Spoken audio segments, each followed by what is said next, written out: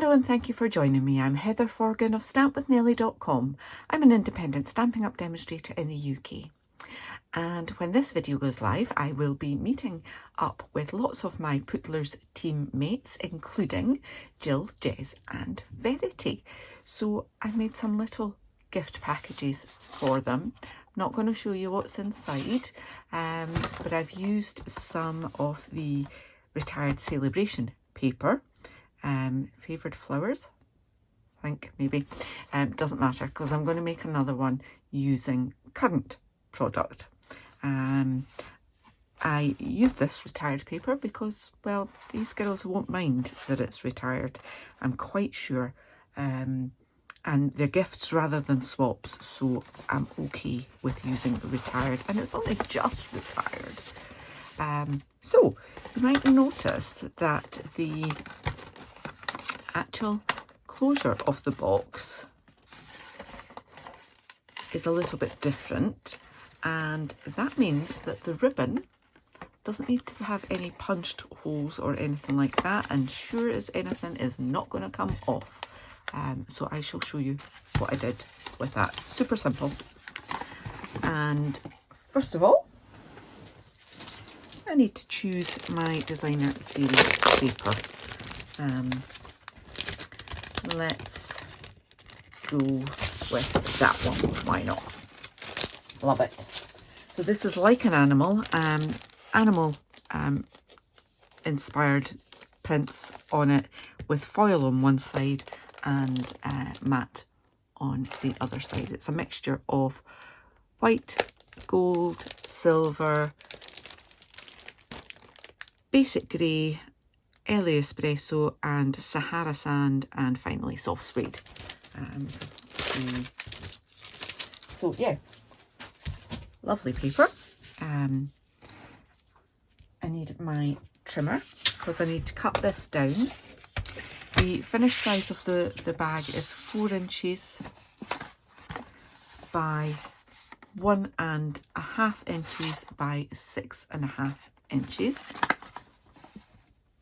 So my paper needs to be 11.5, so I'm just going to, this is 12 by 12 paper, so I'm just going to take off 1/2 inch there by 8, so I'm just going to take off 4 there. All right, just the easiest way to do it for me. Then I need to do some scoring. On the short side, I'll just do that while we're here. I'm going to score that at 1.5 inches, right, the full length. Then I'll turn this round and I want to score that on the long side, so the 11.5 inch side. I need to score that at 4 inches, then at 5.5. And I do need to get my extension arm out for this.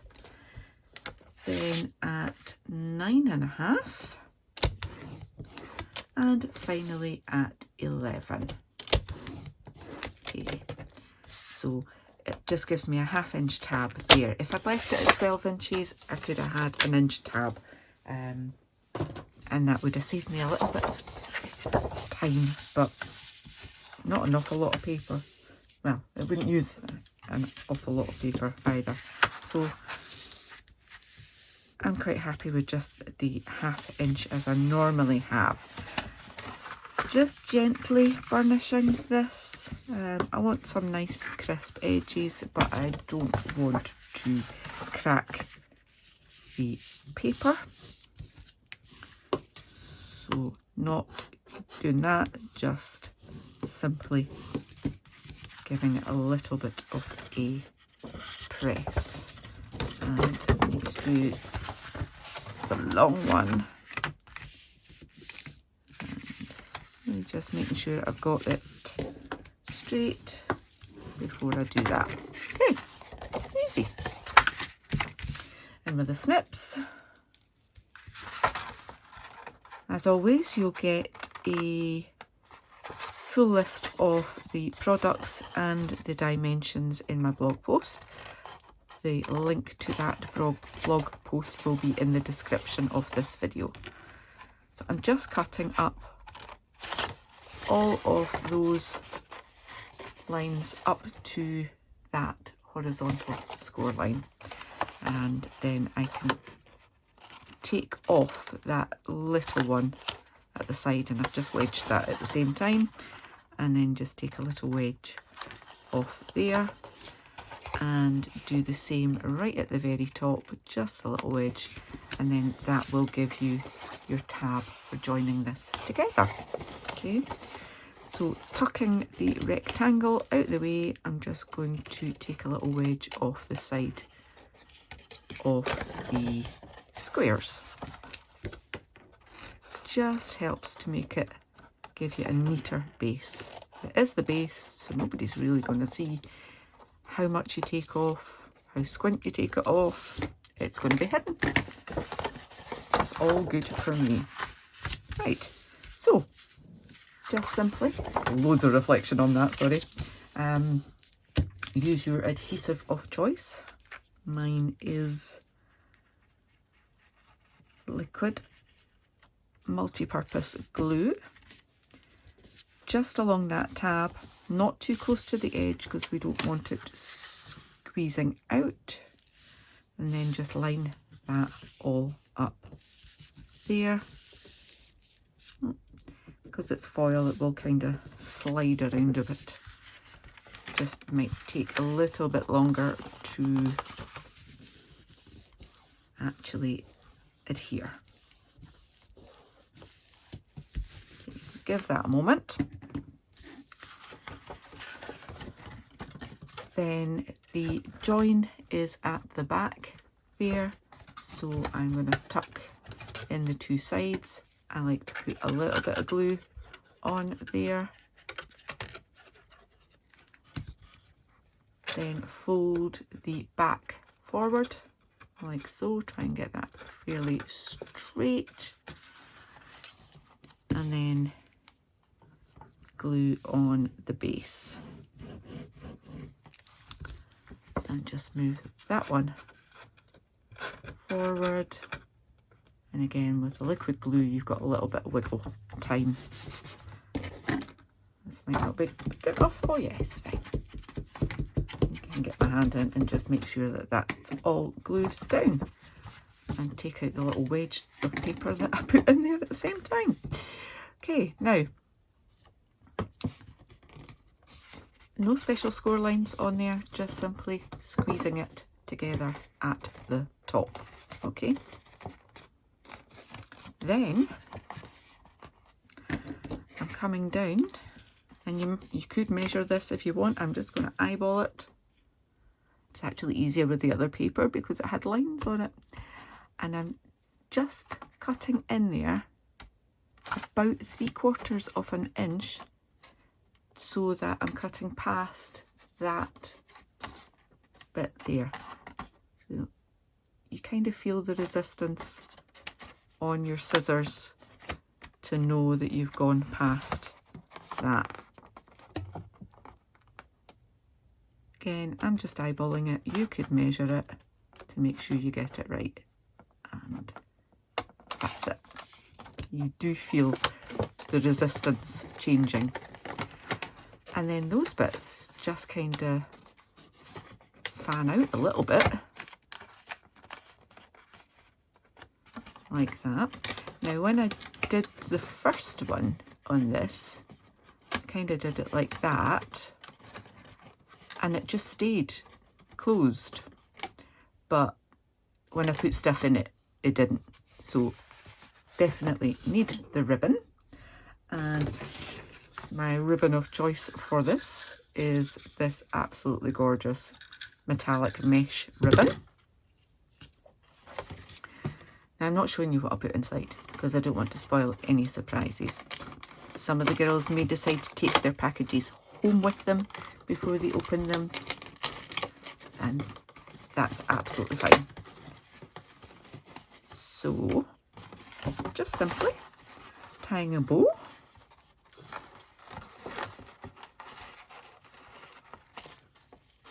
Love this ribbon. has been around a little while, and I think this might be my third roll. Because I do like it so much. It was great for Halloween, it's great for Christmas, it's great for any occasion where you want to add a little bit of sparkle and shine. So just chop that off there, and then we can play about with the bow until I'm happy with it and even up those bits. Okay, now as you'll see, I put personalised tags on these ones. I have used tailor-made tags and alphabet a la mode. Now, alphabet a la mode comes in a packet like that, and I got a little bit annoyed with myself. I put mine onto magnetic sheets, and when I was putting them in and out of the package, I kept moving them around. It annoyed me too much, so I have moved them over to a stamp set. So I just used the cover that was in with the die packet and put that in the front there, and then put my magnetic sheets on either side there, and I'm finding this is working much better for me. So this one I'm not going to personalise, I'm going to just have thanks N-K and an S. You get duplicate of some of the letters, which was great for when I was doing Jill, because I had 2 L's and I just run it through once. So I am just gonna, I know I should do that in a trimmer, but it's easier. I'm going to die cut these just using my mini. So let's pop that on there, and it doesn't, they don't have to be straight because it's a random animal print. Don't even have to put them in the right order and the right way around, just making my life a little bit easier. Let me pop that on there, bring in my mini, which some more of you mightn't have now, seeing as how it was one of the options in Celebration. So I'm staggering my plates, and it just makes it easier to put them through. It's also easier if you're not on a piece of paper, you've got a more solid surface. And then while we're here, so I've got them all there. I've treated myself to new plates, because I've had these ones for such a long time and they're so well used, everything kind of sticks to them now, like that. And then I've got my tag die. Now what I want to do, which I've just forgotten, is I should have done the little reinforcers as well. So we'll go back and we'll do that. And let's just see if I can fit that in at the same time. So the tags have got 2 different shapes to them, and then there's 2 different shapes of the reinforcers. So with these ones I'm using the round one. They're round the wrong way. That's what's confusing me. I'm thinking, yeah, just put them round the wrong way on there. So any little scrap will do. I actually only need 2. It's going to cut me 4. Just cut that. So can I do these both at the same time? Probably not.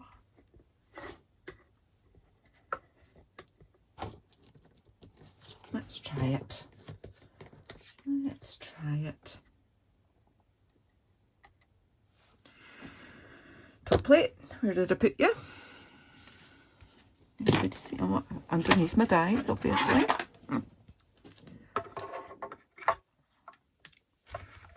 So again, let's stagger those plates.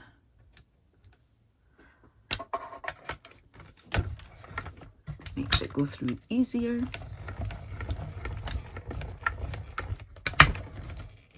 There we are.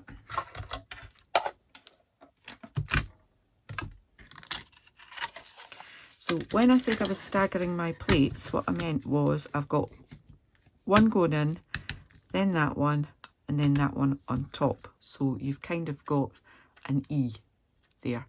And it does just mean that you've got a smaller bit going in first, feeding up to the larger bit, and then with your dies on top. Just works a little bit better. For me anyway. A mark on there. Just take that off. So the enforcers, as I say, you get 4 cut out at the same time. I only want 2. Come on. And this is either a job for your adhesive sheets. Put that on before you do your die cutting, or in my case, it is definitely a little bottle of glue.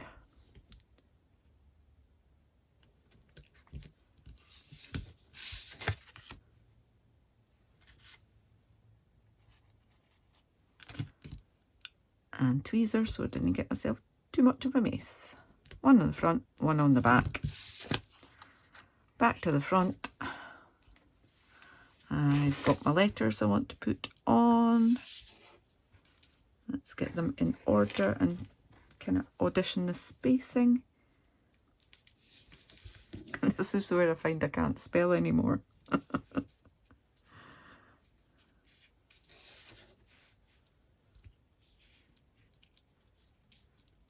So this is a tighter fit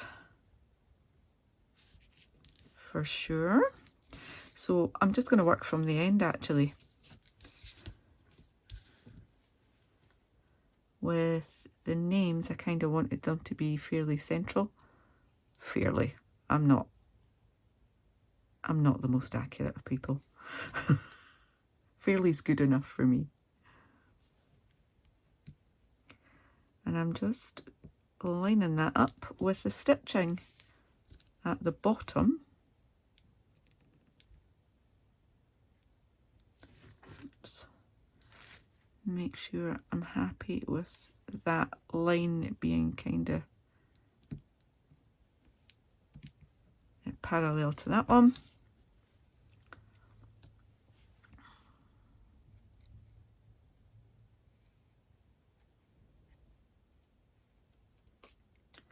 And just doing the same with all of these. So I'll probably fast forward you through this bit because it's a bit painstaking to watch. But again, I'm just trying to get them roughly in line.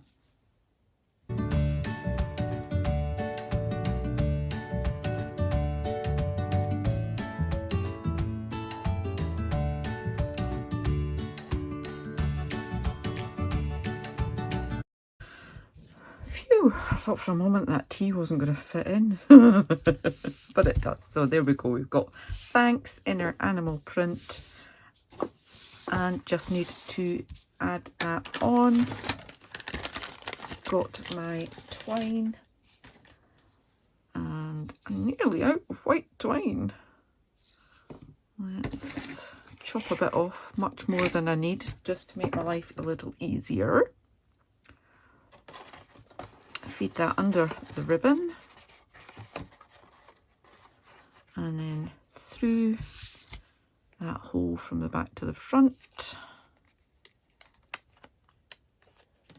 like so, and then just bring it up together. Tie it in a knot, not getting the ribbon in the way. Pop that through.